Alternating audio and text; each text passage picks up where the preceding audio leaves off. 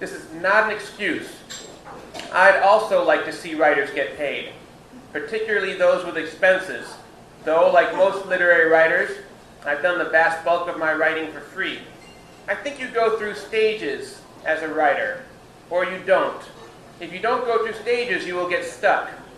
In the first stage, you're happy to be published. In the second stage, you're angry at the people who exploit you. You realize that everyone else in the publishing industry is getting paid. The publicist, 2 years out of college, is making enough to live on somehow, though it's obvious that book publicists know next to nothing, particularly the ones in their early 20s.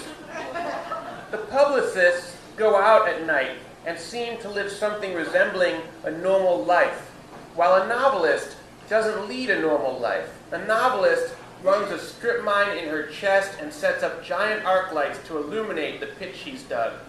And then, if you're lucky, you get to the third stage, where you're happy to be published again.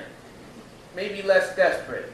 Maybe your expectations are all well set, realistic. You don't blame people for your lack of solvency, your inability to rent a nice apartment or buy things. You don't blame other people for your book sales, which are almost always disappointing until you learn how to look at them correctly. Then, maybe you can find some happiness in your work, even if you're a sad person. The sadness, you realize, has always been there.